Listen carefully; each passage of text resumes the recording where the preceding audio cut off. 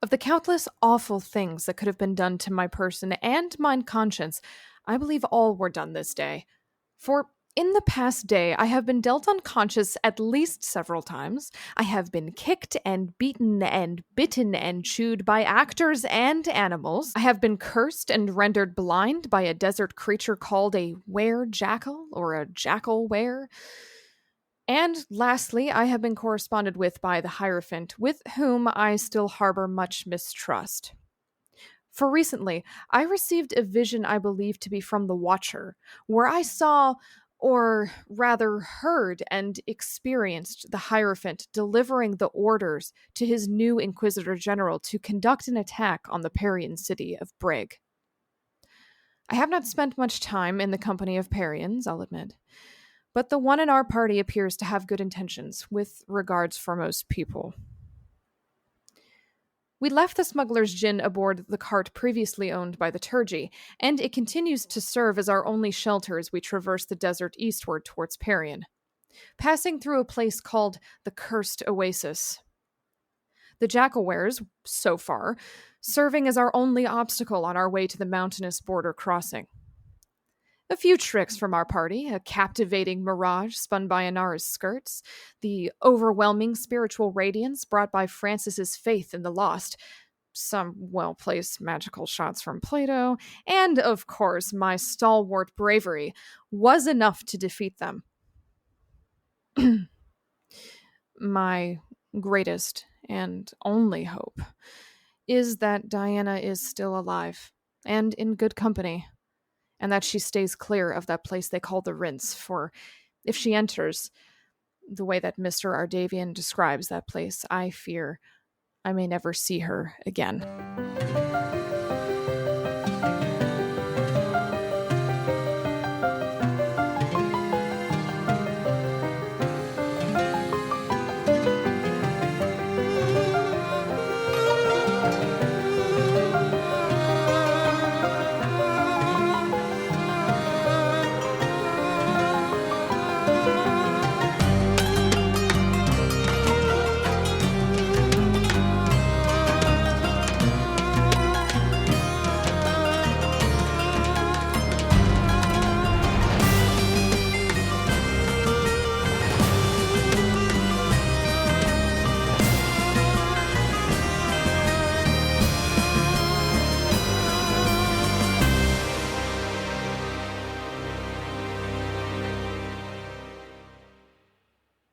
We see a beautiful blue crystalline valley, a mountainside, treacherous, mist-filled, the beginnings of a storm, soft rain hitting the rock. A tip, tip, tip punctuates the conversation between two individuals. In between them, they have a bowl, a large bowl, filled with water that is now set on the ground, every now and then disrupted by one of these fresh raindrops. Thunder, lightning in the background, beginning to swell. As they look into each other's eyes, we see from one of their perspectives across this reflective water. Beneath in the reflective water, we see a scene. It is Sherrilyn, the Inquisitor Generalis of Medea, actively engaged with a jackalware, blocking and then dodging out of the way of a flame attack as it hits the wall behind her. You can see an arm jut up in the perspective as it jerks back into an elbow, signifying joy. Look across the reflecting pool for a moment, and we see a small figure, a fox, a many-tailed fox. They're moving in a way where you can't see how many tails at once.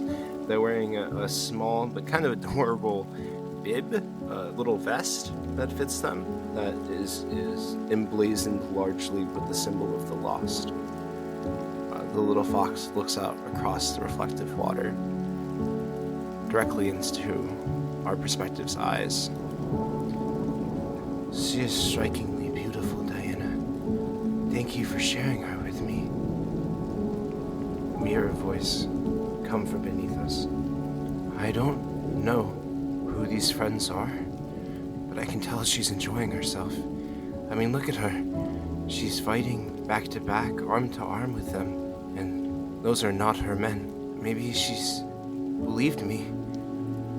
Maybe she's learning the truth. Maybe these friends are good for her. For the mission.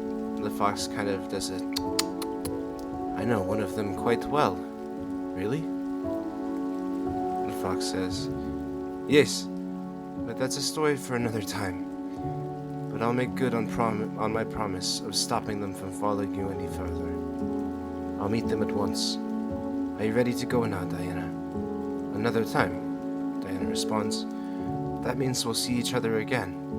The fox laughs, this kind of high-pitched chuckle. I swear on each of my remaining tales, O oracle of mine, you will see me again. They both look down one more time as Sherrilyn is seen stabbing through and smiting the jackal directly to its demise. A smile spreads across both of their lips as the rain picks up in such intensity that the picture they're looking at beneath is disrupted completely. We now see behind Diana, from the perspective of the fox. There are no gleaming blue crystal cliffs. Instead, there is only completely destroyed, silt-filled mist. The rinse, standing tall at its full capacity of horror, ever filled with crab-like monsters, mutated beasts that can only survive, bottom feeders on the magic ether that has been washed over centuries of mining and harvesting. The rinse, one of the most dangerous places, maybe the most dangerous place on this continent, lies ahead of her as Diana turns one last time to face her fox friend. I am ready. She must not reach this point. She must not follow me into the rinse. She won't. We see as the fox glows for a second, casting a spell upon Diana. I will see you again. They say this almost simultaneously to one another. As they turn, almost both at a perfect 90-degree angle, and begin heading in opposite directions. The fox back the way they came, Diana into the rinse of Perian.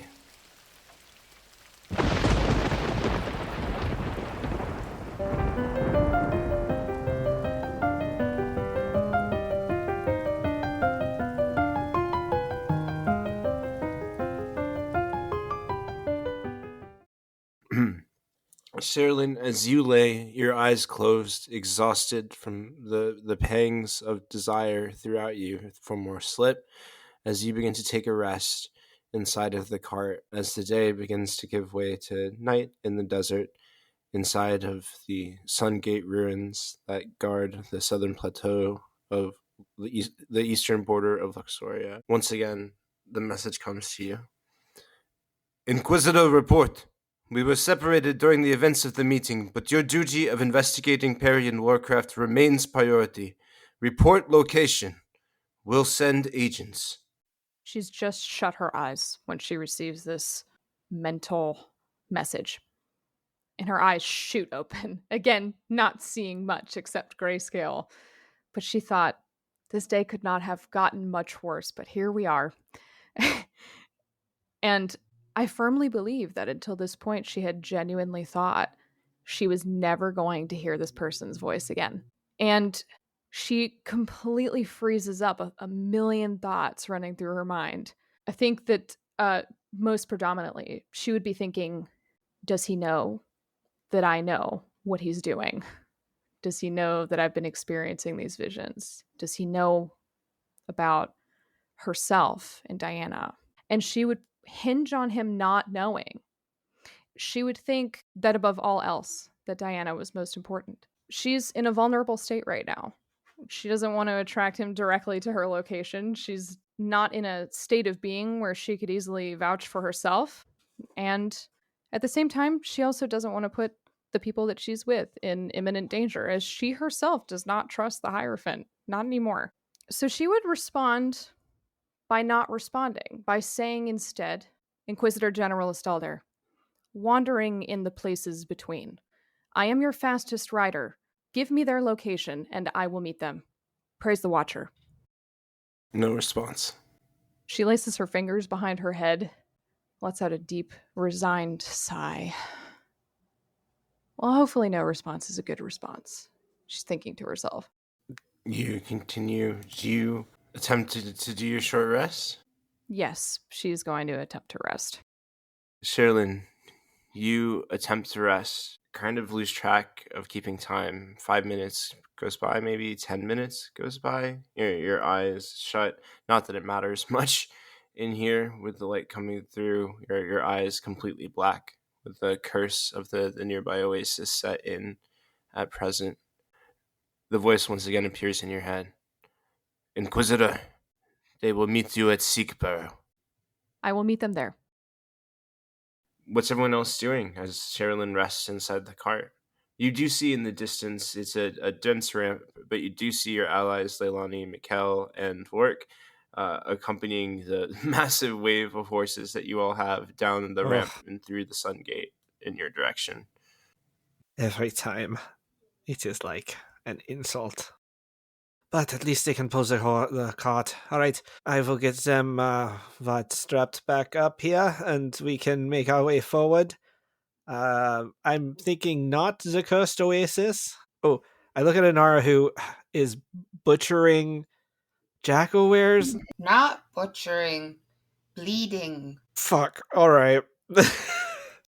She's like cutting them at like areas where she knows that the arteries and veins are closest to, and you see her like literally holding the limbs up as she bleeds them into a jar.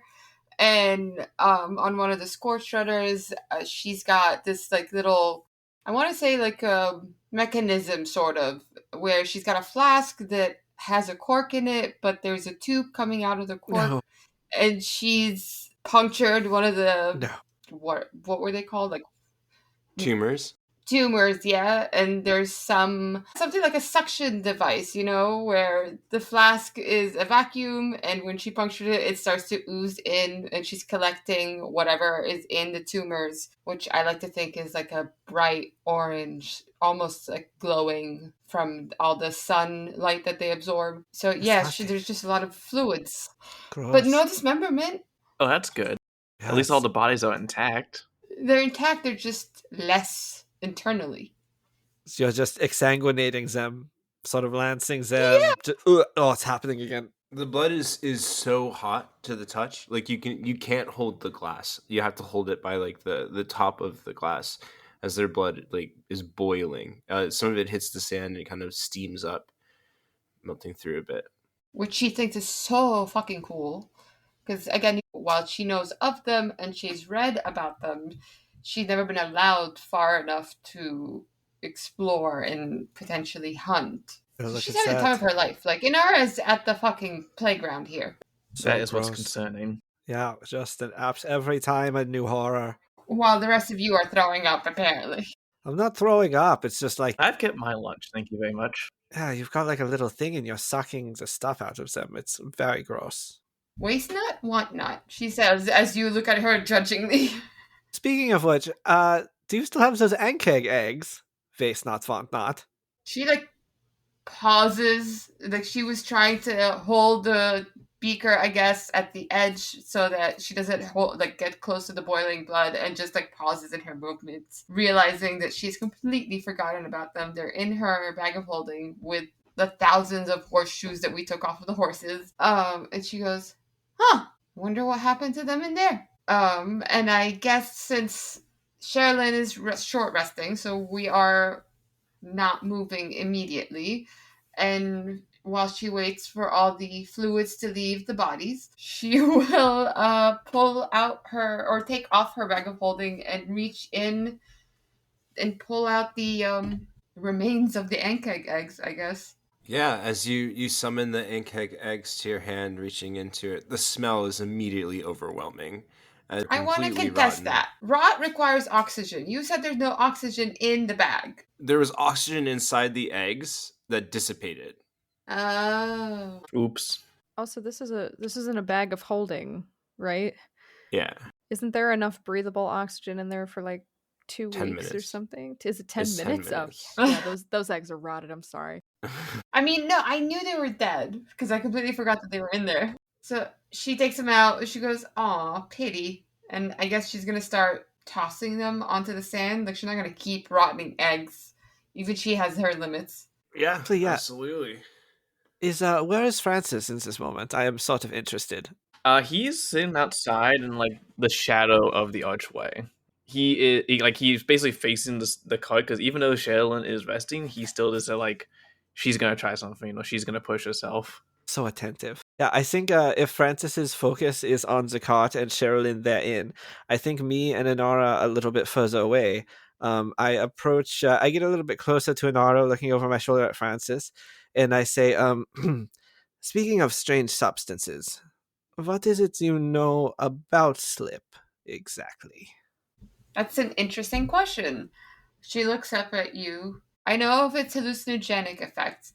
I know of how potent and how addictive it could be. But unfortunately, I have not been able to get my hands on a sample while near my lab to study. And then she looks up at you. She's not, how do I describe this? She's not accusing you of anything. Like, she's not malicious in any way, but she is trying to put you on the spot a little bit. She goes, I also know that it is smuggled into my country from yours. And I have heard rumors of its origin, but nothing that I can confirm. Yes, of course. I can say for sure, if you're looking for a more pure sample, there are ways to acquire one in Netta's Rally. We can do so for you, if you wish to do further experimentation. It might benefit Sarstalda in the long run. Inara looks towards the cart. Benefit might not be the right word. She says, remembering how frantic Sherrilyn got trying to get to her drugs. However, understanding the substance more could never hurt. That's what I'm saying. Isn't all knowledge a upper hand? True. That is true. She absolutely lives by that credo.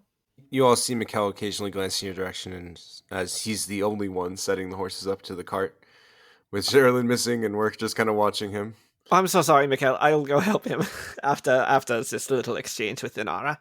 No, I get it. I have to earn my way up the organization.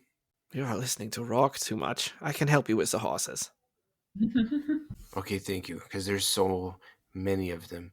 But, Rob, did you say it was getting darker? Do we know if we can make the next part of civilization by nightfall, or should we try and set up a... I actually do not know. Inara, what is the best practice for camping in the open desert? We should hide our fire, have a fire out in the open. Hiding your fire might not be realistic, she says. It is quite dark and any light will escape eventually. Plus, there isn't always cover. However, my understanding is that most creatures that are a danger at night exist underneath the sand. And so light in and of itself might not be the biggest detriment. Moving at night would probably be a bad idea, assuming such underground creatures have an sense. Orc speaks up. Well, again, I just took this path not long ago, myself, as I was bringing the drugs in. If we go southeast here, we would encounter glass plains, a set of very tall dunes with portions of it that reflect the beautiful sky above. It's bad luck to travel over them, but a path can be easily found through them. The other side, we have the webways. Most of the most dangerous of arachnids in the country live along that cliffside. Not my preferred approach. And straightforward, past the oasis, is the standstill waves. The massive part of the Dune Sea, these very, very tall waves that crest near the sky. Hard to traverse, but, shortest path between 2 points is directly forward. But that's what I think we're looking at this stage. All right. We have terrible high dunes. We have webways full of spiders. And what was the first one? The first terrible choice? Glass plains. A set of dunes with large portions of reflective glass. Glass plains, it's bad luck to walk over, but we could find our way through. Well, seeing as we should not move at night and it's getting darker, we should probably rest here and then discuss our way forward in the morning when Sir Sherrilyn can also provide an opinion. That sounds fair. Well, I guess you guys are on your own, right? No, I mean, I think actually I will say that louder. I'll step back and sort of, since I went over to help Mikhail with the horses, I'll sort of announce it as more of a plan if Francis would like to provide input. Yeah, seeing as like the immediate threat is dealt with the jackalwares, and I do not think many people will travel near a cursed oasis willingly. This seems as good a spot as any to take a quick respite. We know at least they won't try and attack us again until the sun is higher in the sky, so as long as we leave early in the morning, we should be able to avoid any more ambushes. When you say that, Inara stands up and looks around at the piles of goo, the exsanguinated corpses, and she goes, I don't think they're gonna attack us either way. Oh, you're right. Sorry, I've been trying not to look at it. It is a good deterrent, I guess. Yeah. Beware you who approach, she says, and walks away.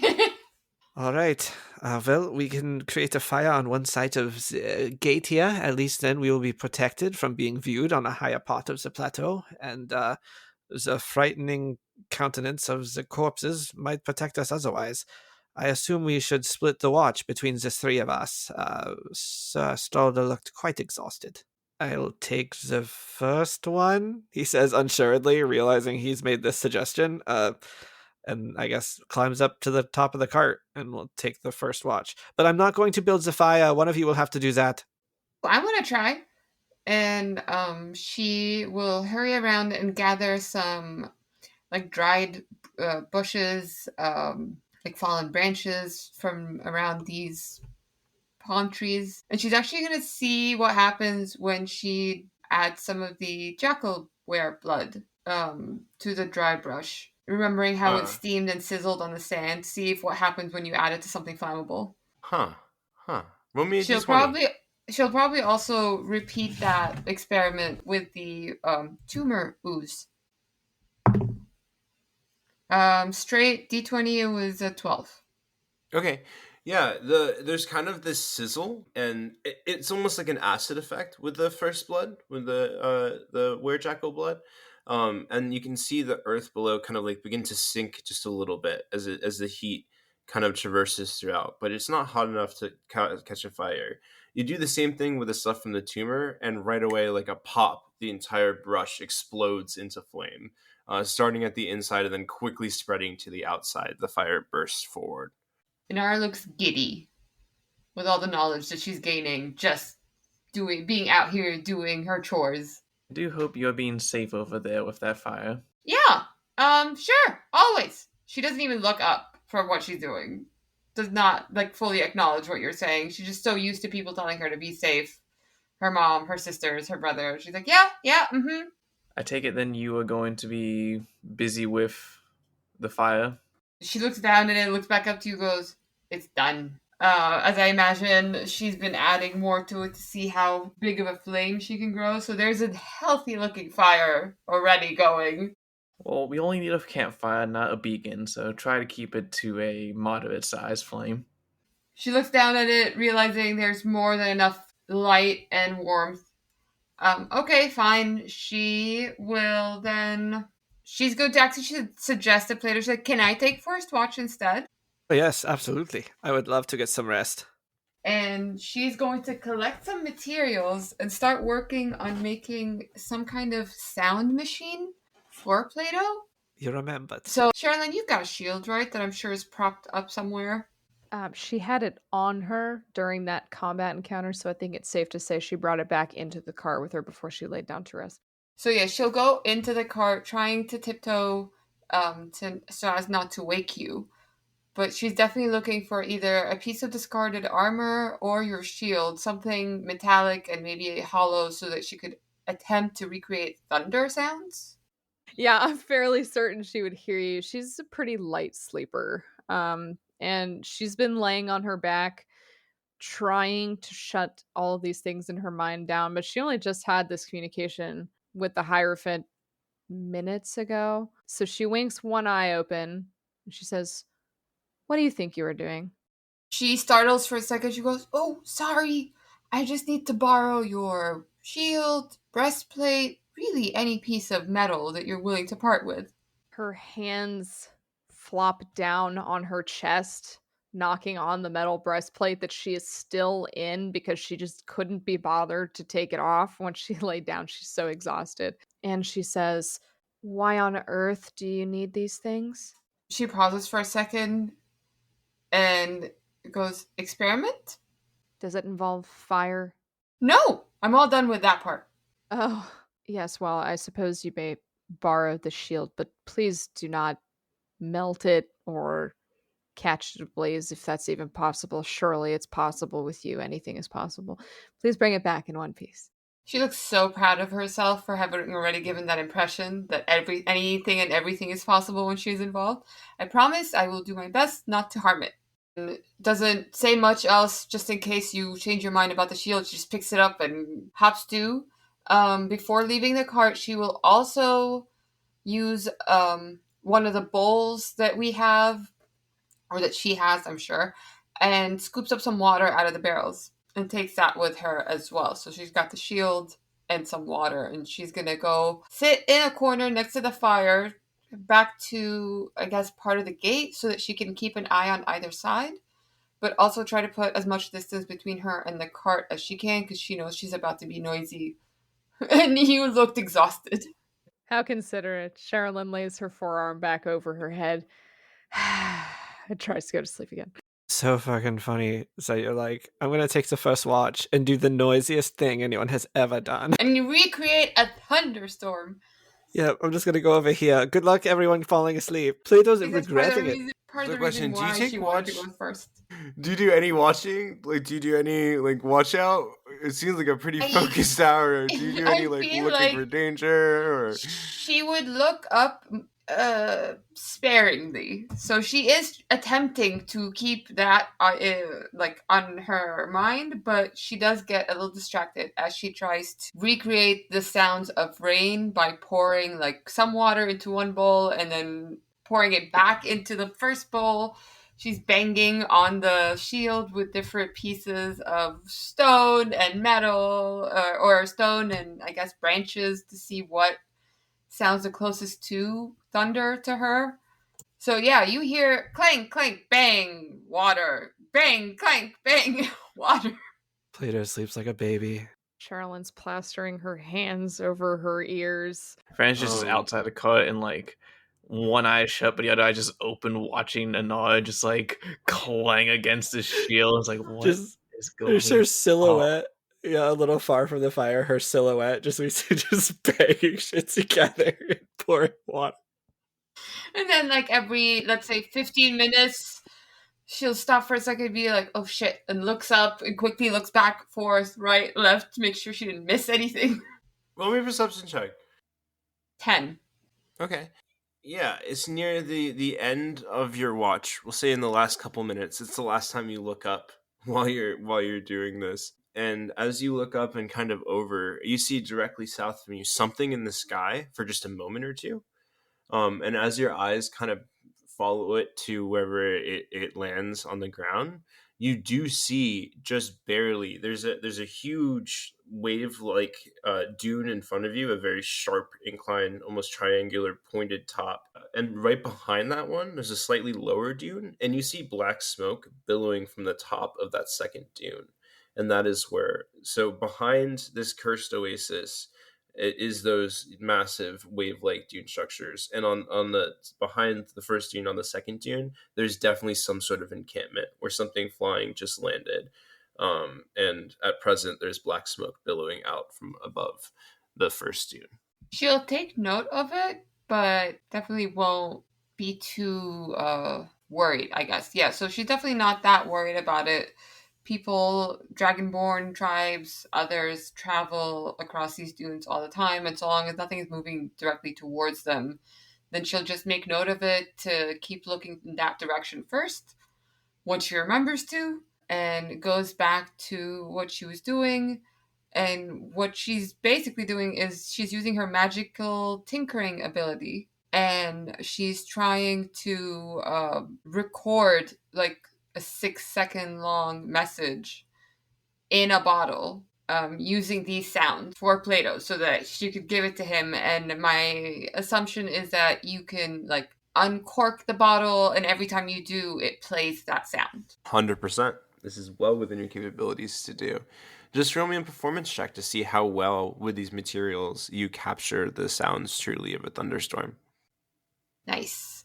What, you said performance? Mm-hmm. 16. Yeah, you think you nail it. With what you have, this is absolutely the best you can do as you capture those sounds within this bottle using your alchemy and artificery. I mean, I'm making enough of a racket, I might as well produce a good product. I can take second watch. Yeah, no, do you go wake up Plato? Absolutely. She runs over, her bottle complete. She's so proud of herself. So she maybe wakes him a little too enthusiastically instead of being gentle with it. She shakes him a little bit. Wake up, wake up, wake up, wake up. Well, yes. What was it? I was sleeping so well. Well, first, it's your watch. Second, I made you something. Third, I saw some black smoke, so you should keep an eye out on that. She's talking very fast. So many things right away. It's like a lot of stuff right away. Okay, so there's smoke billowing from a dune nearby, but that's fine, right? Because at night it's hard to travel without getting eaten by something underneath the sand. That's awful. So that'll be fine. You made me. For the thunderstorm, he takes. Do you have it in front of you? She's holding it out. She looks really excited for you to try it out. Yeah, he takes it and I looks at it and then puts his hand on the cork and looks at you as if to confirm correct. She's nodding way too hard, but yeah. He pops it and I assume it makes the sound a pretty reasonable with a 16, Rob. I mean, yeah, it sounds very much like a thunderstorm. Thunderstorms can sound like a lot of things, right? This is the most basic version of a thunderstorm, but it very much sounds like a natural thunderstorm. Yeah, I think obviously there's always a slightly pinched aspect to Plato. It feels like people pick up on that a lot, but whenever he is in the presence of that noise, that din, you can see it really calms him. His shoulders sort of slacken a little bit, and he rolls his head, sort of relaxing.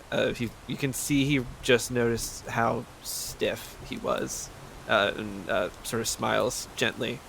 Says, "Thank you so much. This is more than I could have hoped for. I will finally get some rest." Inara looks giddy. She looks happier than you are about this, because one, this is the first time she's seen you unclench. So, but also she doesn't get thanked enough for some of her inventions, quote unquote. More often than not, she's getting blamed for the aftermath than being thanked for it. So the fact that she did something good and had fun doing it, she is over the moon. Yes, I'm sorry about earlier. I know that even when you are draining liquids from beasts, it is just because you are creating something I cannot even imagine. I admire you very much for this. Thank you. Oh my goodness. You're very welcome. Her tail is twitching furiously, portraying just how happy she is. And she actually backs off for once, doesn't push it. And I guess she's gonna go find her spot to rest and let you take your watch. Oh, before that she does that, she will point out the direction of the black smoke coming out from behind the dunes. She'll mention that I haven't seen anything moving, only the smoke billowing. So I'm assuming it's another encampment, probably a nomadic tribe or more travelers.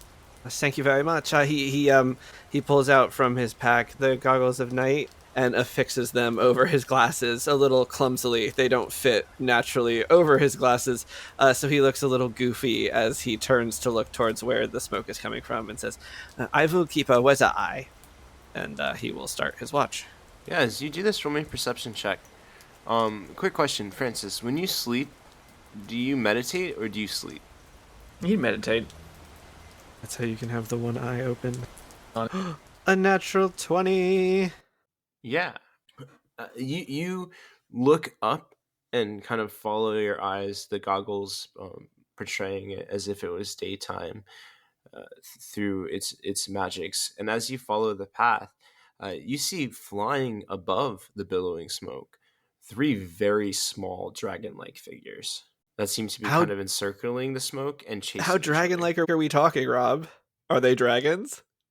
Yeah, but they're very young. young dragons.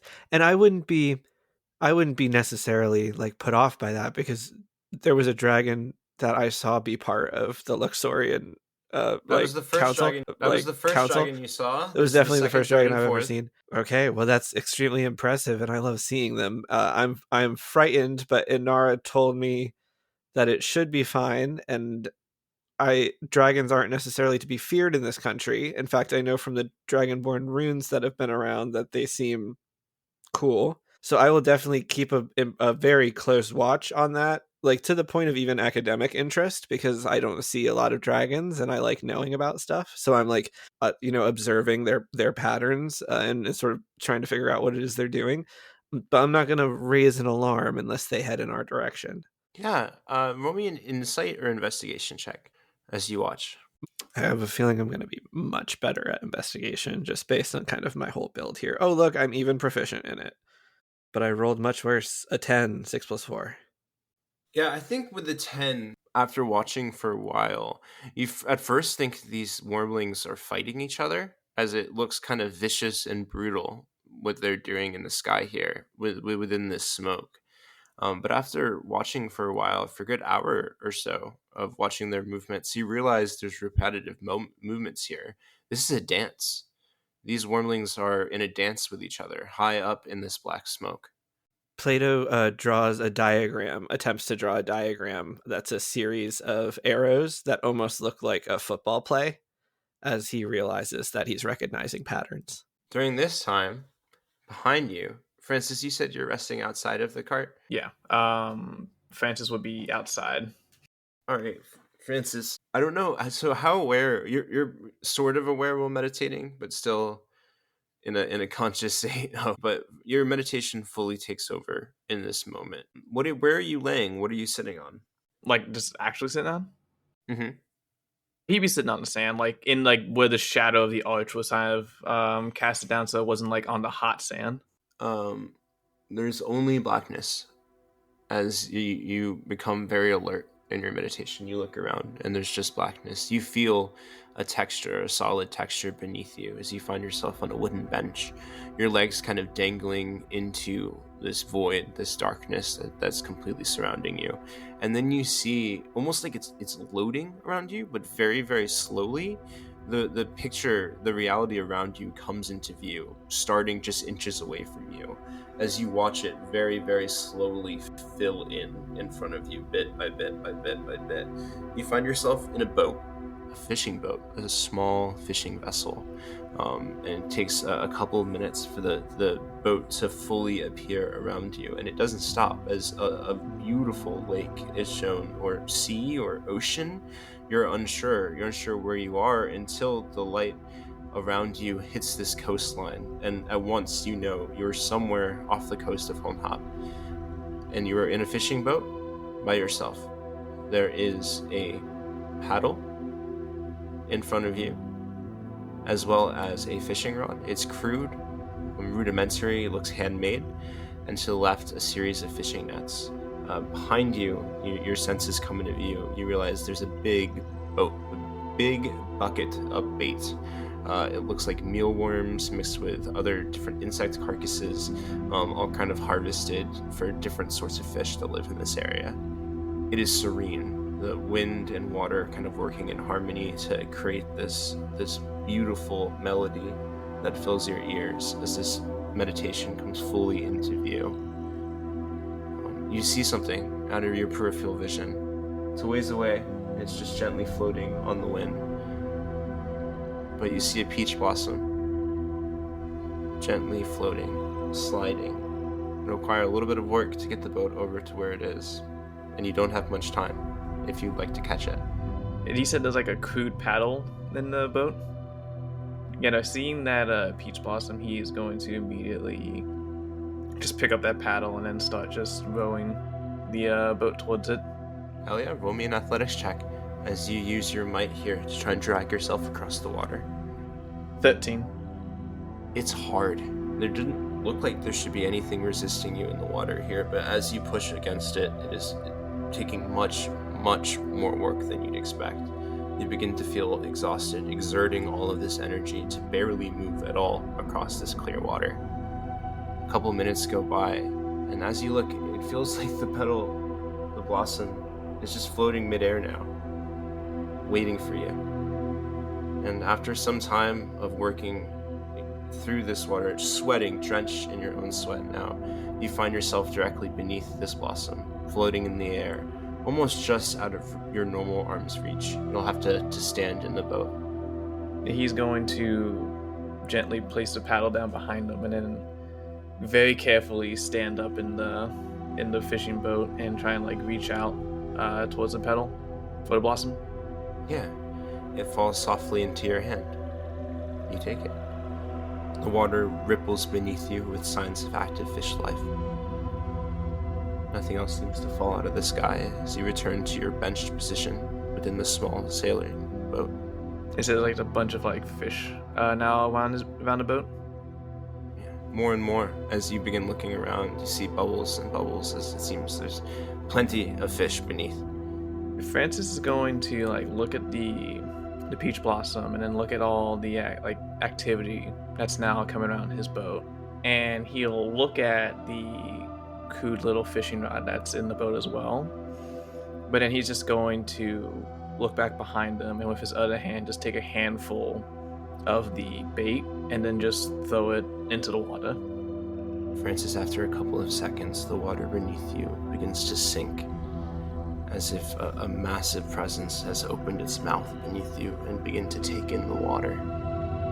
As your boat begins to lower and lower walls of the water around you, you feel a presence beneath, a large presence beneath. And you feel as all of the water beneath you, for who knows how deep, your entire boat, everything around you, all of these active fish at once be consumed by this giant, gaping black maw. Your vision's completely gone. You see just this blackness again.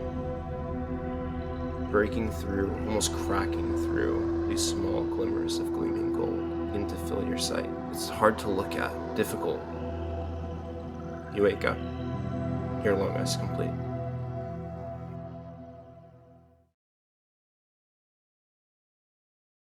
Plato, you spend the rest of your watch watching these dragons dance and flit about tirelessly, but nothing else happens.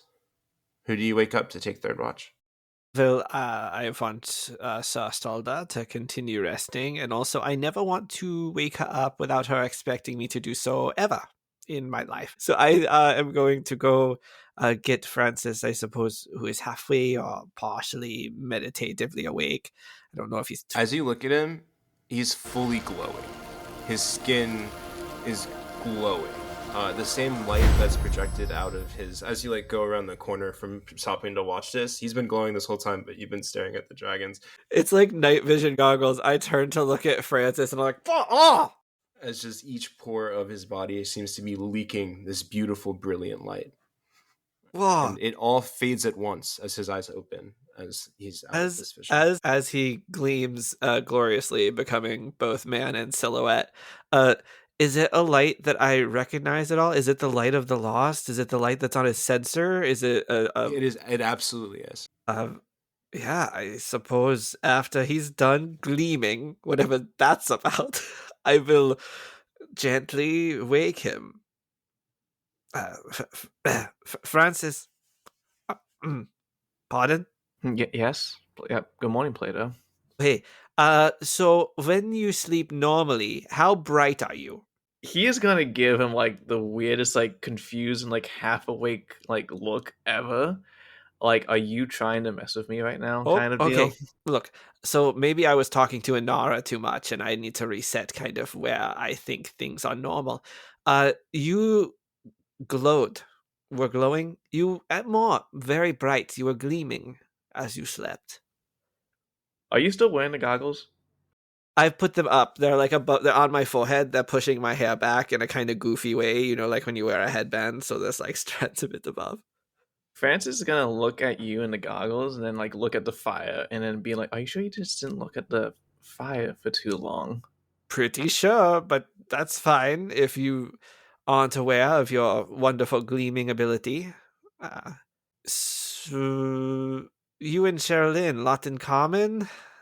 Never mind. If I start gleaming while I am asleep, please do tell me, because then it might be more of a locational situation. And that's a different thing. But you were for sure, like, very brightly glowing while you were asleep, so... Francis kind of just chuckles as he stands up and like pats Plato on the half water shoulder, and it's like, well, I feel like I'll just have to take your word for it, seeing as I cannot see myself when I sleep. So, but you should probably get some too. Right. I will get my rest. Good night.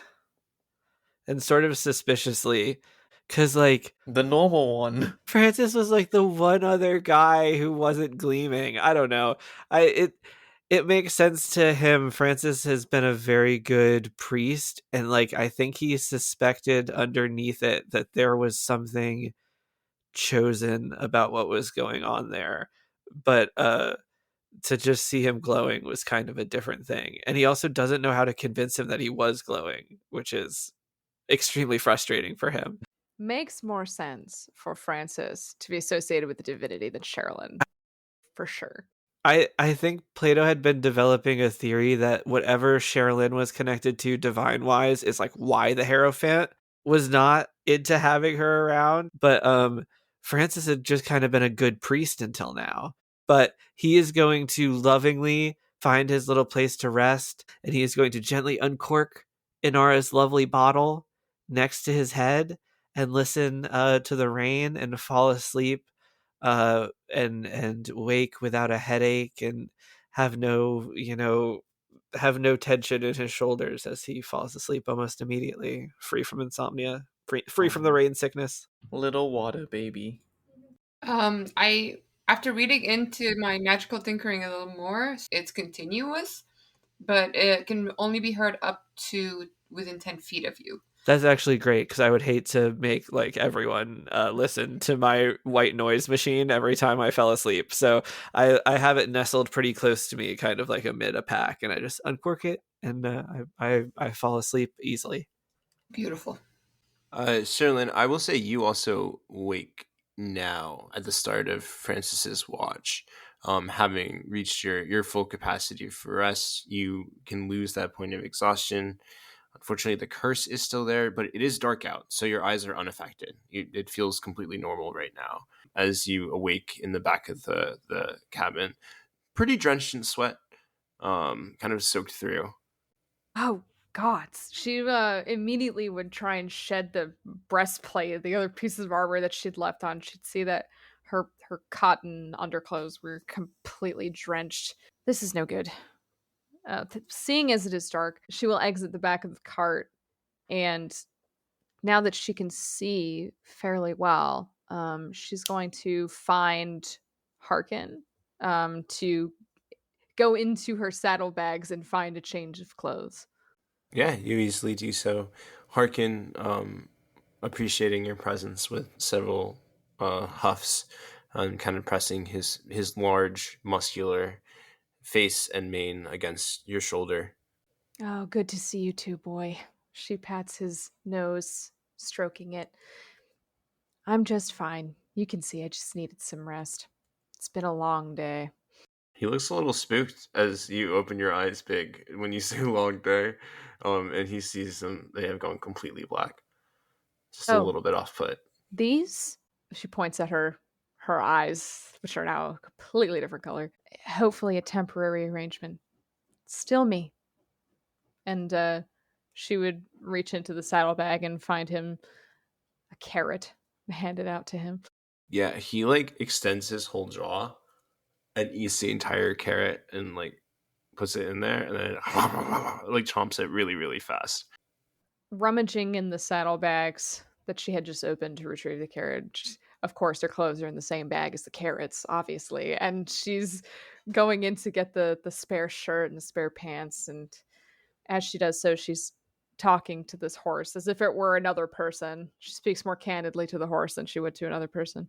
And she says, "It has been one hell of a day. I didn't think it could get any worse, actually. But I'm just here for a change of clothes and I hope you're taking care of these other horses. You are being a good boy, aren't you? It looks kind of timidly at you, but then like nods its big horse head as it finishes 3 loud bites of the last part of the carrot. Hey, no messing around with the mares. He kind of puts his head down, a little sad, like looking towards the ground. Not the time. We will find another occasion, you and I. And she pats his rear, shutting the saddlebag. And she'll make her way back to the cart so that she can change in private. Sounds good. You change. I think, Francis, you hear Sherrilyn kind of walking about, some murmured whispers near the horses as you take your watch. What is your positioning for watch, Francis? He wouldn't get on top of the cart, but he would take position kind of like near the tailgate, essentially. So he would just like be watching like out towards like behind them, seeing like if anyone's going to follow them, and not really worried if anyone's going to come from the other way, because in fact there's now a pretty large deterrent of goo and dead jackal wares there. I was unfortunately pretty distracted by the fact that he was glowing, so I don't think I pointed out the dragon. Sorry. Oh, yeah, Francis, don't What make a can you perception do? check. You were glowing, dude. It was weird. 15. Yeah. You don't see any dragons, but you do see a large pillar of black smoke, and a clear camp set up due south from your position over top this cursed oasis among these massive wave-like dunes. Outside of that, you cannot believe the amount of bugs you see. It must be like bug hour. Like there are so many beetles and different flying creatures that you take in, and you're pretty used to this whenever you've traveled in the jungle. But as you're like staying on high alert, like looking around, there's just so many fucking bugs that keep drawing your attention. The bugging. Yeah, Francis wouldn't be like annoyed at them all. Like he'd probably see the horses like in the distance, like fending for their life against all the insects around them, and then that's probably when he would notice that Sherrilyn was actually up and about, and not resting. And not stumbling, more importantly. Correct. Kind of like having that like optimism in mind. Like he'd walk over to her and Harkin, and like very softly, as not like to raise anyone else. Like, so Stalta, are you feeling better? She almost runs straight into him as she turns away from the horse with the clothes in her hand. Gods, men, don't sneak up on someone like that. I'm feeling much improved. It's touching that you're always so concerned. Well, seeing as you are the one who is always getting themselves into harm's way, I figured it'd be good habit to develop. Well, thank you for noticing my nobility. I was just getting a change of clothes, was going to freshen up. Have you rested? Yes, I did. Apparently so well, in fact, that Plato said I was glowing. Glowing. He must have been complimenting your complexion then. I think he meant it in a more literal sense in a way. Ah, well. She kind of like, she gives you like a wry expression, like, not sure if that's more fortunate to hear or not. Well, if you need a substitute, I just need some time to clean off and No. We have made it a sort of silent agreement that you have been through enough today and that you deserve to have a night without responsibilities. a night without responsibilities. Well, I will not say no to that, as long as you are sure. No, I am perfectly capable of being on watch until the sun rises. Speaking of which, are your eyes any more capable? Like, I'm assuming I can still see the fact that they are just pitch black. She flutters her lashes at you, accentuating the extremely dark eyes that she has. I can see in the dark, probably like those creatures or unlike those creatures. I mean, they seemed like they could see pretty well in the day. It is pretty counterintuitive, isn't it? I presume that is why it's considered a curse and not a blessing. I'm still holding out for a oasis of blessing. Did you need anything else, or are you trying to stop me from changing out of my sweaty garments? No, please, by all means, get comfortable. I was just simply making sure that you are not in a mood for something. In a mood for something? She raises her eyebrows and leans in. What are you implying, Sir Thon? Well, considering the fact that your bag of belongings is on Harkin right now. I was worried that you might be wanting it again. Oh, you mean the slip. Yes, that. Oh, you needn't dance around it. I thought you were talking of something much different because I have to tell you, you are not my type, Sir Thon. He kind of like just looks at her like she just grew a second head and is like, "Oh no. I'm sorry for your confusion. Just making sure you're okay." Is he blushing or giving any indication that he's embarrassed? I don't know, is he? How would you like me to investigate if Sir Thon is blushing? Use your wild gray vision imagination. True, can you see colors? No, but she probably could tell based on his expression. Like, is he looking away quickly? Are the muscles in his throat tensing? No, Is he has a slight shifting? smile on his face. Okay. She probably just assumes that you're just joking around. In any case, if I was looking for the slip, I think that you would know. Not that I would ask you, because I am certain you would tell me where it wasn't, as opposed to where it was. Where did Rourke put it? It's still on his saddlebag. It's still on one of the horses. Okay. His horse that he bought. Was it hidden well? Yeah, because they're dealing with the horses. So even if they're not tacking his horse to the wagon, there's probably a good chance that. Yes, if there was just a sack tied off the saddle of one of the horses, I feel like it would be kind of obvious that it's not supposed to be there. So how well did he hide it? He didn't hide it at all. So you see his horse, you would definitely recognize your own bag, just kind of attached to the back of the horse with a rope. Okay. Speaking of which, she continues her conversation with Francis.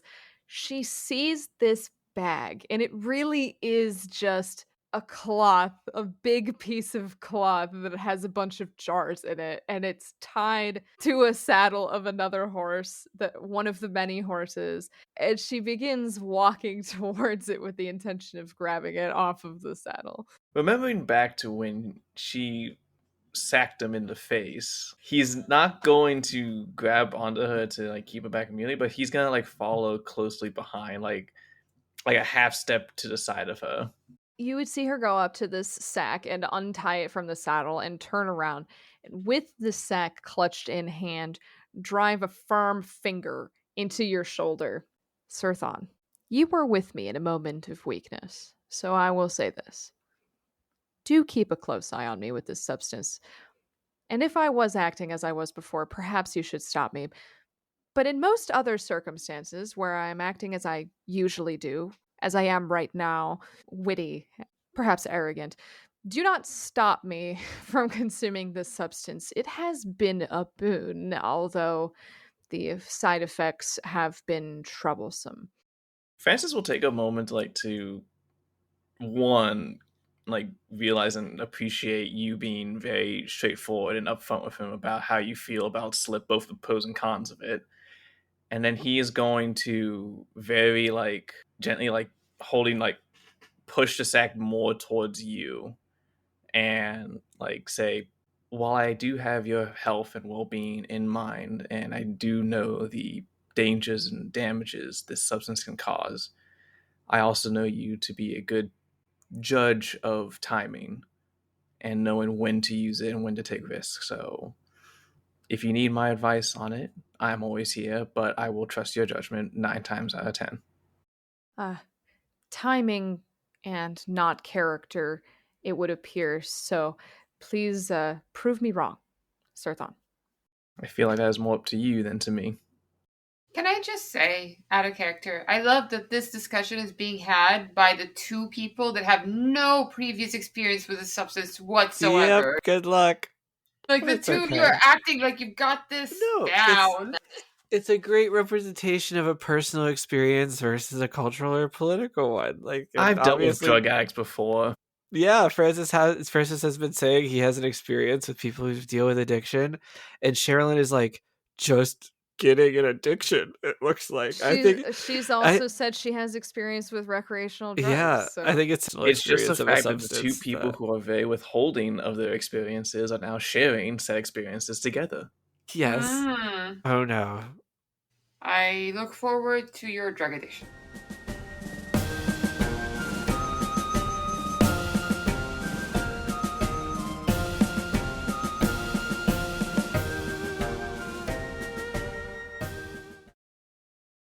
You all wake up in the morning. The sounds of horses being moved outside of the cart in your different sleeping areas as Mikkel and Nork have woken up early, rearing and ready to go, watering the horses, making sure they're prepared for the long day ahead. Plato does his stretches. He does his arm rotation thing. He waits for everyone to become awake. He feels a little bit better because he did manage to get that message to Nori, so he knows at least someone is aware of the attack, but would still like to take the most direct route. I suppose if he wakes up early, he has put on some coffee. He uses some of the reserves that Enka gave him to start brewing up coffee, hoping to get everyone in a good mood when they wake up so that we can figure out where we would like to go. So this smell awakens you.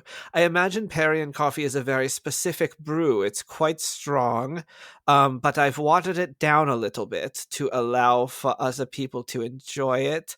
I don't think I have milk. In fact, there's no way I do. But I think I do maybe have a little bit of sugar on me, which travels a bit better. I'm gonna say, Plato, there's a real boost to your mood as the smell hits you and as you begin to taste it, as it is a perfect. She couldn't do the Medean wine for some reason, but she definitely did do the Perian coffee beans. These are exactly like home. That is excellent. Between the Perian coffee in the morning and the sounds of the storm at night, I am feeling at home suddenly in the desert. Told you, it grows on you. As you were getting closer to your actual home as well. Yes, I cannot wait to be truly home as I pour out into small cowboy-style tin cups around the campfire for everyone to be awake. Yes, the back of the cart would swing open very suddenly. Sherrilyn is also much refreshed today. She has replaced all of her armor onto her body, strapped on her armaments, looking very ready to go. One odd thing about her, though, she has torn part of a bed sheet and tied it around her head, just covering her eyes. It's just see through Inspiration. enough. Thank you. She's it's just see through enough that she can see through the linen, but it's dimming the light. So still not a clear image of anything, but at least she doesn't have to. She's not going to get forehead wrinkles from constantly squinting or a headache. Plato, as you see it the first time, for just a second, your memory flashes back to that of Oracle Sabine at the peace meet for just a moment. Good morning, Sherrilyn. I have made you coffee. I hold it out to her, seeing if she can take it. Good morning. She hops down off of the cart, lands steadily on both feet, and it's slightly slower than usual getting over to you, but she does see where to go clearly enough to make it to you, and will reach out to take this thing. It takes a couple of squeezes to get the grip. Be careful, it's hot. Well, good thing she's wearing gauntlets, I suppose. Or not. Oh, goodness. Yes, it's quite strong. It will energize you, so. Yeah, she puts it back into your hand. Oh. None for me. Fine. Very, very smoothly, as you're passing it back to Plato's hand, Work just goes, oh, and then runs through like the arms really quickly and grabs it out. Thank you. There's no milk in it. Nope, I couldn't milk anything in this desert. Excuse you? Nothing. It did occur to me it would be better with milk.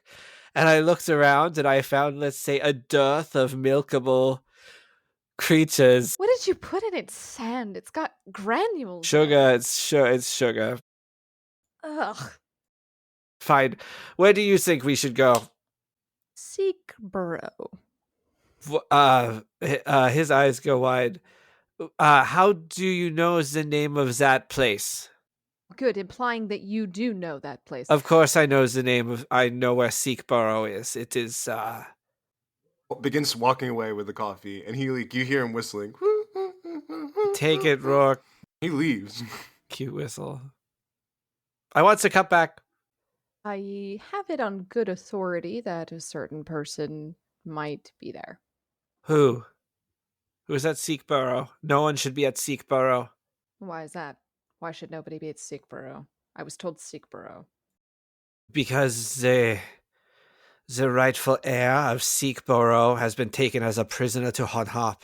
Seekburrow is the ancient home of the Ardavians, our landhold. Right now, it is by rights Acradios. An fortunate coincidence, I'm sure. Another vision, she explains. You consume slip? Her eyes flicker to the side briefly. Yes. I think I need a deception check.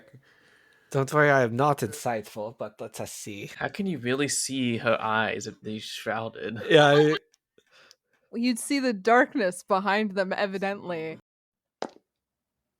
I only rolled an 8 total.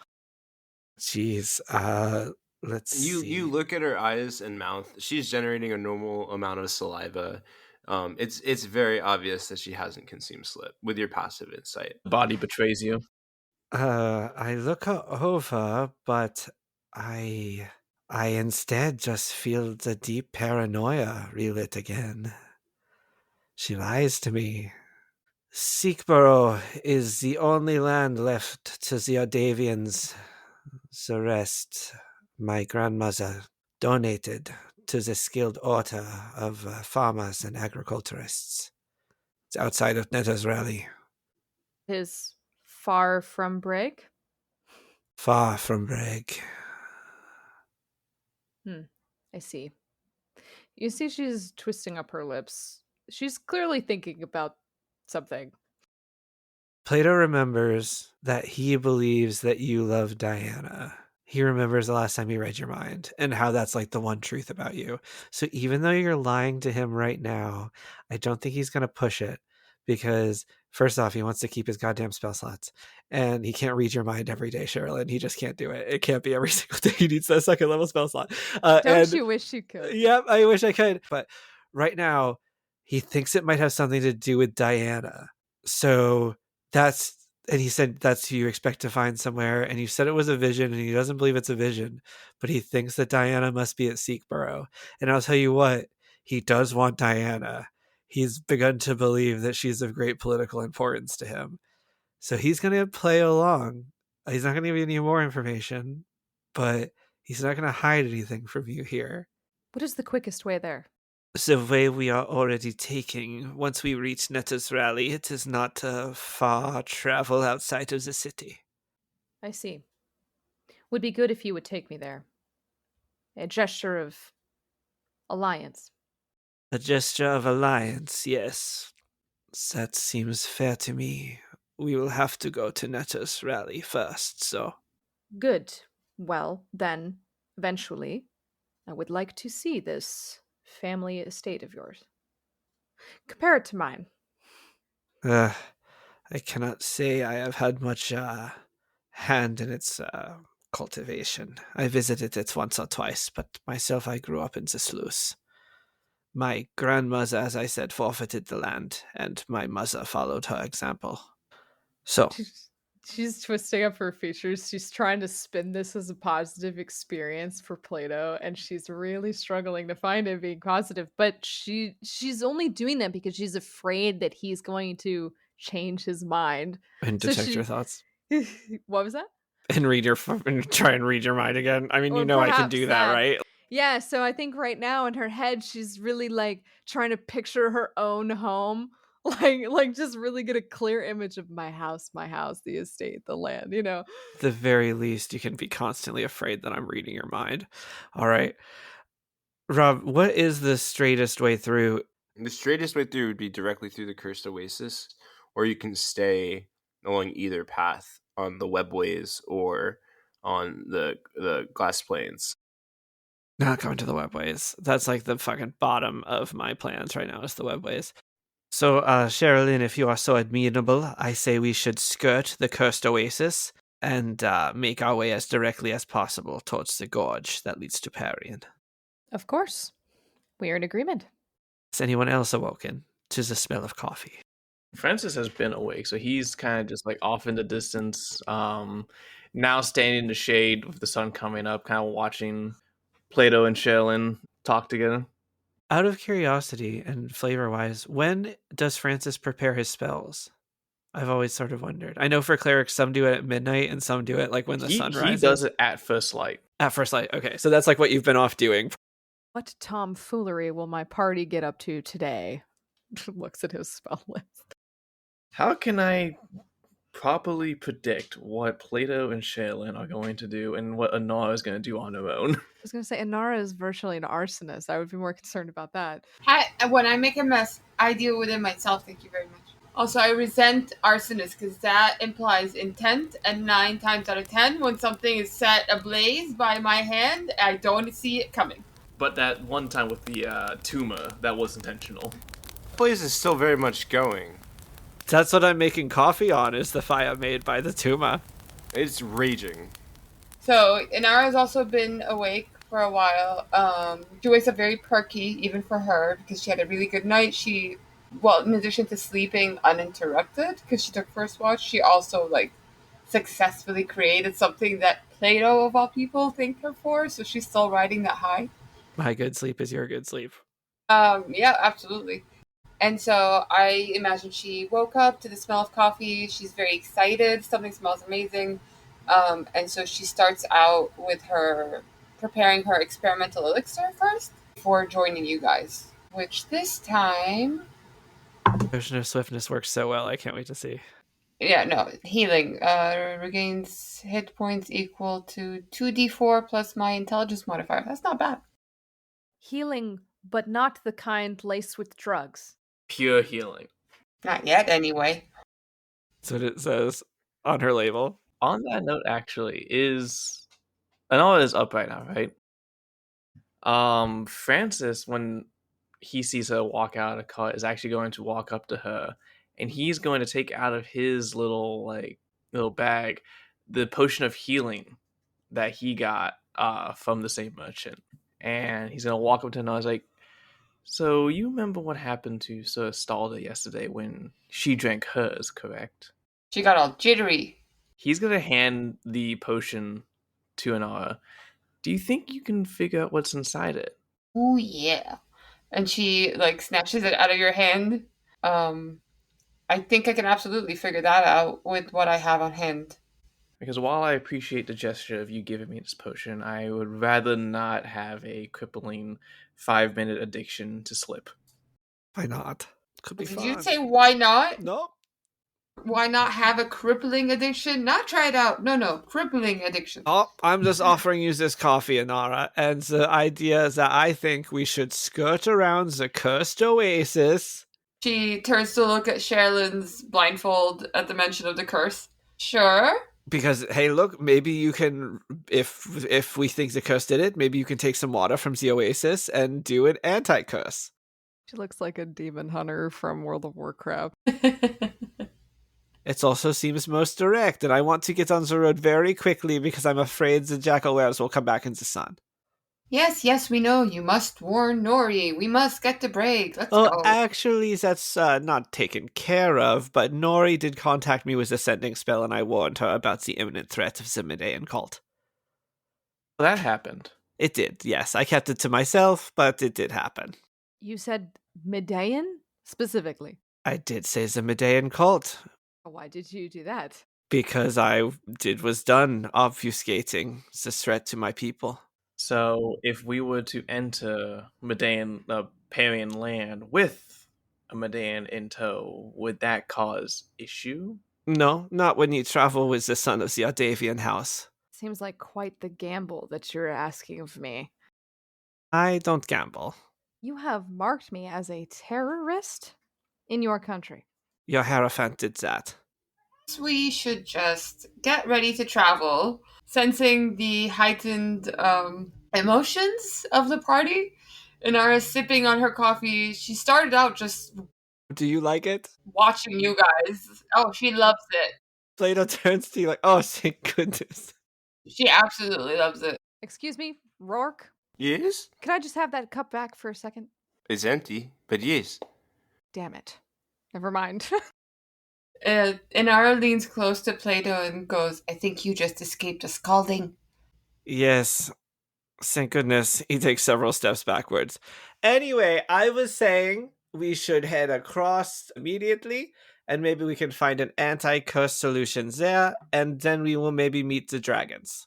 Dragons? Dragons? Oh, Dragons? goodness, my bad. Yes, sorry, I was distracted by the fact that last night Francis was glowing like a lighthouse when I What? went to... Lighthouse? Glowing? Sherrilyn perks up. A lighthouse? Well, no, I mean like a beacon of the lost or whatever, but I don't... A beacon? A beacon. And Inara inches closer to you. She's trying to like pull up the edge of your sleeve, see if you're glowing underneath. Like, where exactly Nope. did this glow come from? He's gonna like pull his arm away. He's like, as far as I'm aware, it only happened when I was asleep, and so a Davian here saw it with his night vision goggles. So I'm not sure. I'm not a knight, so sir, a couple. Anyway, but there's that, and then I was distracted by that, so I forgot to say there were some dancing wormlings around that fire that you pointed out to me, Inara. But they seemed, as far as I could tell, friendly. So I think we should head that way. Would Inara know anything? I show Inara my diagram of the dragon dance. Yeah, I was gonna say, does the dragon dance sound at all familiar to her?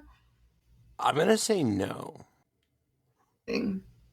I didn't know dragons engaged in that behavior. Okay, off we go. Excellent. Sherrilyn is still grumbling and kicking sand. Wait, so we are going through the haunted oasis? Wait, we're going straight through the cursed oasis. We're gonna sort of skirt it to see if maybe we can find a solution for Sarstalda here, but that's where we're going. Already cursed. Well, you are. Maybe I could scout ahead one of the other ways? Look, Rogue, I've allowed you several occasions to leave us if you'd like, and if that is the occasion, you can, but you have to be crazy if you think I don't want to see a cursed source of water. Yes, go back to your yes or no rock if you are such a coward. I mean, he kind of like looks over his shoulder into the far distance. Okay, and you're all going just to Netta's rally, yes? Yes, and if you can meet us there, I'll fund a Hanhop vacation for you. All right. It is a great place to go. Yeah, I think I'm out. This is where Rourke says goodbye. I'm sort of sad about that. I get to avoid a cursed oasis, and I get a paid vacation later. Wait a second. Come on, Rourke. You don't want to travel with us? Come on. Oh, I mean, I do. It's literally, I mean, look how many signs there are. As he like points out more signs that are kind of on the other sides of it that are like, stay out. You will die. Don't do it. We are already aware it is cursed. We will not bathe in it, or drink from it, or suck it into our arms. Yes, and Mr. Ardavian's finger painting will surely save us. Right, see? Not the clergy. We'll be fine. Roll me a persuasion check. Yay! I've been historically pretty bad at these, actually. His eyes, he like isn't looking at you. He's just looking at Sherrilyn's eyes, devoid of color, knowing the curse is coming directly from there. She grins and shows him the whites of her teeth. Yo, dude, another nat 20. 20 plus 3. I am just joking. I've sworn my allegiance to the Nimbus through and through. And Plato, you have my rapier. You have my wings. I clasp my hand on his shoulder and I say, that is excellent. This is a good thing to be a good example for Mikhail in your service. You feel him shaking. Wasn't he necessary to finish the tattoo as well? The penis tattoo? It's a butt. I think it's probably best if I think it looks mostly like a ballsack. Butt is effective too, though. It's really just how you look at it. I have equipment in my apartment. Maybe we wait best till then to finish the tattoo. That would be excellent. You continue with us, Rock. He takes a deep breath in, tries to steady himself. Okay, to the haunted oasis then.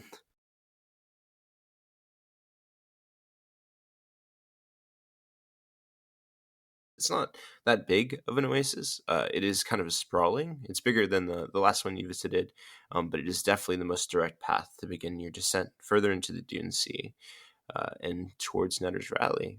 As we all enter this place, the fauna here is overgrown and devoid of color and seemingly life, but it's not decayed. It doesn't crunch underfoot. It's still soft. The palm trees devoid of light seemingly, and at first glance dead, but no, they're still alive. They're just colorless and off-putting. As you step into this, it seems like this area, as you guys kind of merge through this overgrown fauna and into this oasis proper, it hasn't been cared for in a long time. As you enter it, light seems to come through this area less than the area that you were just in. As the sun is high in the sky and you enter this cursed oasis, this forbidden place marked by the dragonborn nomads, the light seems to dim as this place seems to receive less sun from the area that you were just in as you watch your vision snap back. I will even say, Sherrilyn, as you enter this space, your vision is completely fine. You can see within this oasis without issue. You barely even need to focus. It seems accustomed to creatures with dark vision like the one you currently have cursed upon you. So though this place is mainly devoid of color, am I actually able to discern color now if there is some present? Yeah, I think that you roll me a perception check as you kind of look around. Do you all continue walking through this space? Yeah, I mean, do we keep the cart somewhere, or are we like? No, if we are on our way forward, there's nowhere to leave the cart. I think we have to bring it around the oasis. The cart can fit through the horses in the cart. There is quite a bit of flora that's overgrown, but the space is large enough to fit your horses and cart through. You just kind of have to navigate through pretty carefully. 21 on perception. You kind of look around. It's further up, but you see a splash of red among the darker shades. I think this brings some relief to Sherrilyn. Though, what is it red that she can discern? As you kind of glance up and squint your eyes and focus in, there seems to be some sort of writing on a tree. This kind of half broken over palm tree that seems to kind of jut out the ground at a diagonal angle. You can just see the bottom part of it before it goes out of view. She pulls this makeshift blindfold up onto her forehead and cranes her neck as they are passing so that she can see it as they go by. You all continue walking. So you all are currently scouting out the oasis on foot right now? Are we leaving the horses, Leilani, Rourke, and Mikkel behind you all? Or are we taking everybody like through the oasis? I think we try to stick together for now if there's no imminent danger. We need a rider or two just out ahead of the cart to make sure there's nothing there waiting for us. Yeah, definitely. Since we're going slower because of the increased vegetation, I feel like Inara would jump out and walk by the horses to be able to get a better sense of the surroundings. But I want to say she would potentially notice Sherrilyn like squinting and like peeling off the blindfold, especially since, her vision has been impaired ever since she's been bitten. So she would intentionally keep an eye on her to make sure she's not walking into a tree now that there's more flora around us.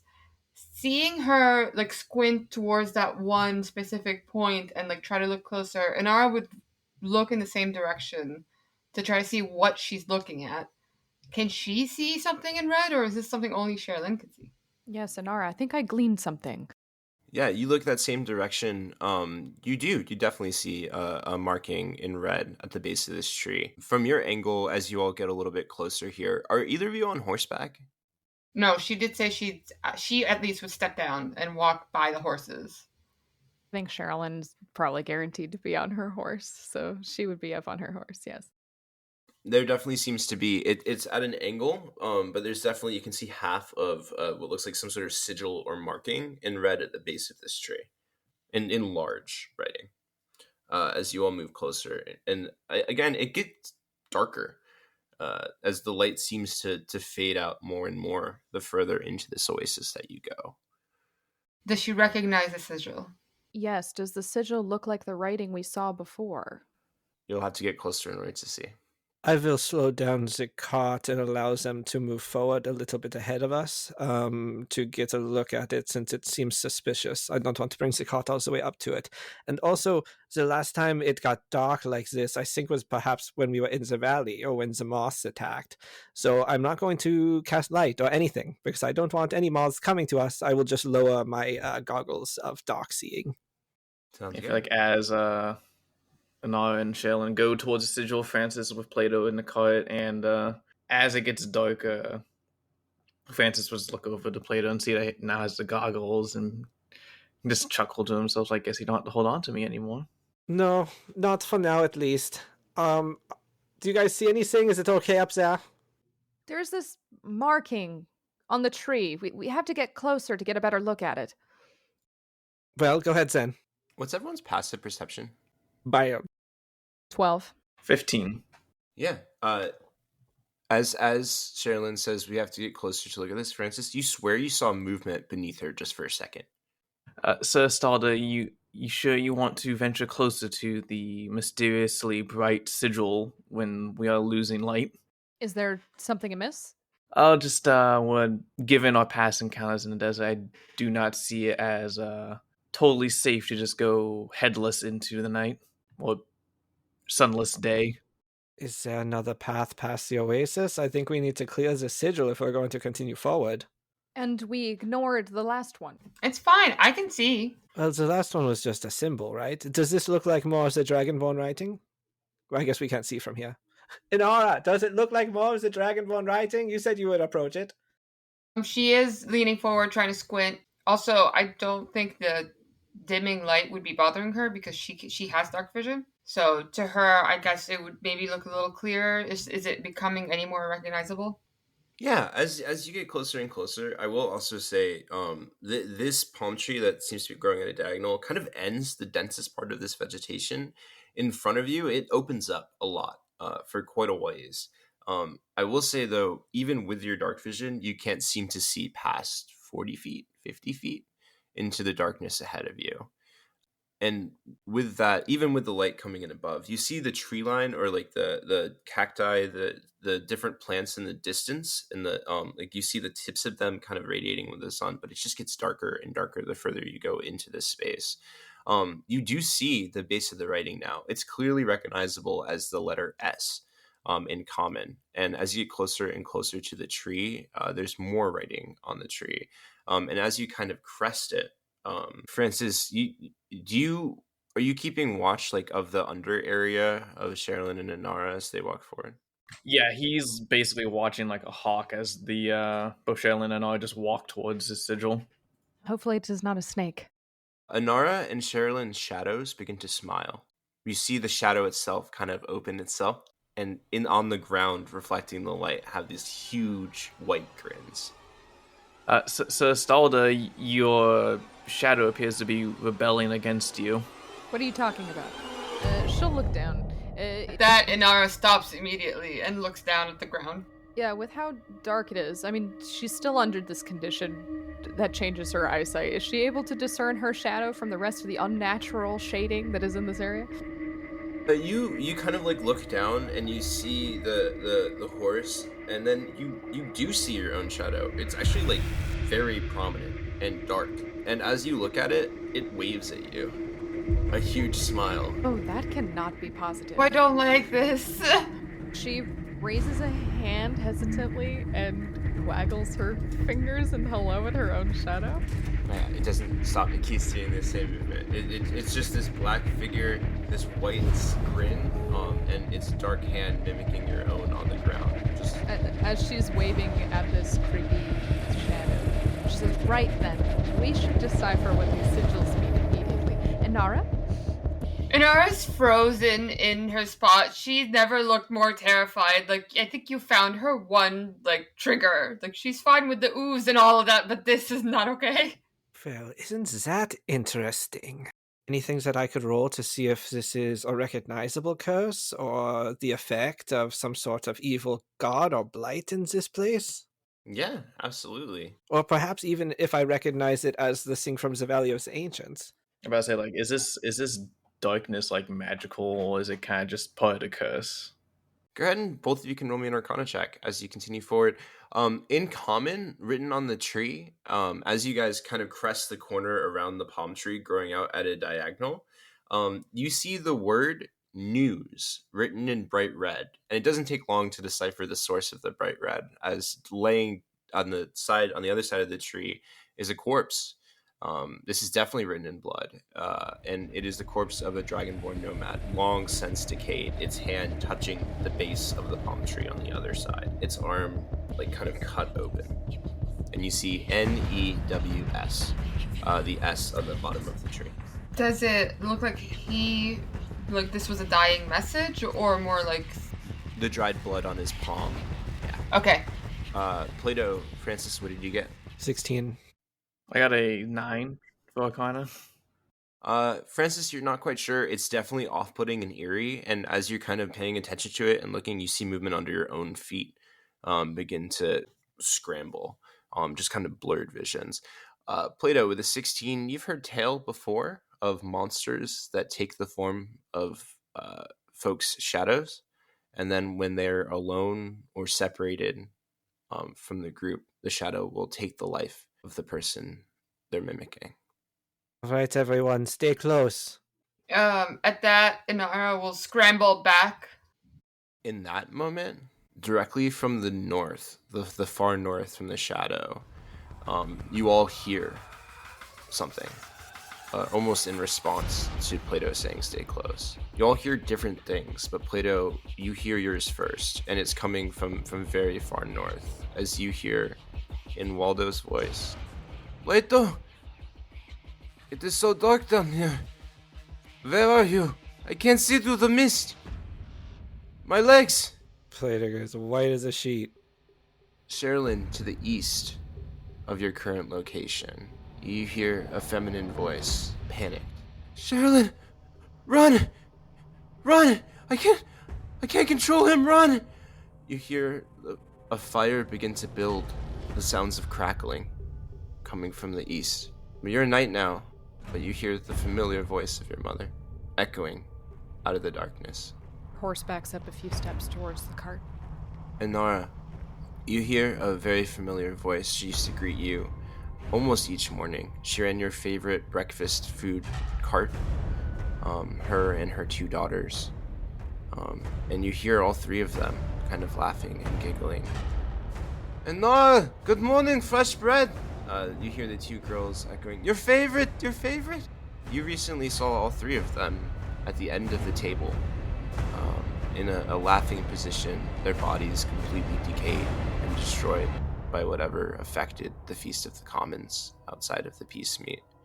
But their voices sound cheerful and call to you, coming from behind you, the way that you just came, seemingly outside of the cursed oasis, back into the Sungate Plateau. And then, Francis, directly to the west, you hear a call, a soft a loving and familiar bark of your family dog, Quee, as you all kind of round the cart. These voices continue, getting louder, repeating the same message. Plato is sick over the side of the cart. He throws up.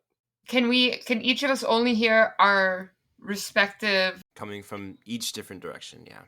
So I can't hear the other 3. No, you cannot. I'm hearing strange phantoms in the darkness. And the rest of you?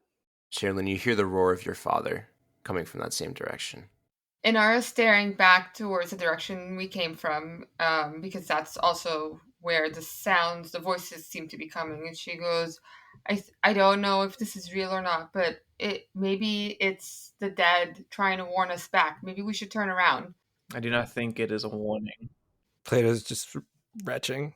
Yeah, Francis is gonna look over at Plato and just see him just hurtling over the side of the cart and very calmly put his hand on his back. But then, how far is everyone else from the cart? Throws your hand off of him. He cannot be touched right now. He's just retching. Plato, please, I am stuck. Just jamming his hands in his ears. This cannot be him. We're too far for it to be him. What do you mean him? They're women. The voices are female. We need to go. Rourke takes off, going northwest on his own horse. What? No, What? wait. Northwest would be deeper into the darkness? Whatever message he heard, he cannot resist the call as he storms forward. Can we discern how far the voices are? As you listen, they just the direction, and that they seem far. If I can still see him, I want to try and cast a thought into his mind. Absolutely. As you see him begin to take off in front of you, you definitely have more than enough time to react. Yeah, I cast a thought into his mind. I'm just screaming, and it's fake, don't let them have you. Roll me a persuasion check. Plato has lost any composure that you've ever seen him have. But did roll a 16. I guess his screaming gets you somewhere. 16 plus 3. As he continues forward, his horse and form hit the water as in the darkness ahead of you to the north, there is a thin layer of oasis water that covers the ground, kind of unseen by the darkness. And as the horse hits it and it splashes up, he stops his horse and begins to turn around. I can't see. I can't see. As he and the horse come, you see the shadow eye effect affecting Sherrilyn beginning to take hold. Real quick, how far is he? Like, how far did he run off? He's like 60 feet ahead of you all as he splashed into this water directly northwest. Come back. Everyone get within the shadow of the cart. I will hop onto the cart and try and like calm the horses and keep them steady while everyone turns back towards that point. Sherrilyn's already afflicted with whatever this thing is that's affected her vision. So I think that even though she also looks visibly upset, unsteady, she would run her horse past the cart as he's not too far away still. There is a chance still to rescue him. And she has this opportunity where he has paused. So she'll ride out after him and grab onto the reins of his horse to try and lead him back to the cart. Yeah, Sherrilyn, as you're approaching, you see his shadow has risen up behind him, and the talons of the shadow of Rourke is beginning to wrap around his neck. Right as you rein the horses in and begin to pull him closer, you watch the hands rescind as the shadow resets itself back to its normal form. Well, that was too close, she would remark as they draw up beside the cart together. Kind of like rubbing his eyes. Plato opens up the accordion back thing and just like rolls into the back of the cart, trying to get towards the freshwater buckets. Can you still hear it? Do you still hear them? Yes, all of you still hear it. The different voices of the dead in the distance. The barking of your beloved dog, Kui, the voice of the food merchant. However, all of you, for Plato, Francis, and Inara, the sounds are getting further away. Plato sticks his head in the water bucket. His whole head. Hell yeah. Plato ostriches himself. However, for Sherrilyn, the sounds are getting much louder, and your mom's voice has faded away into the distance, and now you just hear a roaring and the sounds of a force coming closer and closer. She starts to feel a little paranoid, and you would see her still out on her horse, drawing her sword, twisting this way and that, turning the horse in a circle, looking for the source of this sound, even looking down towards where this demented shadow was before. The shadow is still there. It actually is holding a blade the same way that you are. It's like mimicking it. And as you look down towards the shadow, it holds its own blade towards its neck as its smile grows even wider, looking right at you. The demons have a sense of humor. Where are you? Show yourself. Do you all continue forward? Inara stands at the bench where we were driving the horses on the carriage. It keeps looking back towards Plato, slightly concerned about him having seen he's having such a visceral reaction to this compared to the rest of us. But she also looks incredibly sad because every once in a while she'll look back towards the light and hear the voices of her friends and remember the last image she has of them, dead, decayed, knowing they never had a chance. And so she's torn between all of this, but she's also really concerned about Sherrilyn. So I guess she looks really confused, and she's trying to call out to Sherrilyn, just come back, get closer. Huh? Get close to me, come back. You're sitting at the front of the cart? Yeah. So she's trying to get you to draw Harkin back towards the cart proper. She'll approach the front of the cart and draw alongside the bench where Inara is sitting right now. She looks, there's like a cold sweat on her forehead, and she's still hyper-vigilant. Inara will outright ask, she's like, what do you hear? Whose voice do you hear? Do you hear my friends? I hear him. There is one final sound that each of you hear. It is a loud screaming. Plato, I think yours, it fights through the water. It sounds garbled. You can barely hear it, but it's still there. It is a sound of pain. Sherrilyn, yours is a sound of rage as all of these forces give off this noise. Francis, you hear the sounds of whimpering and no more sounds coming from your direction as it goes silent. None of these voices are present after this final jarring sound.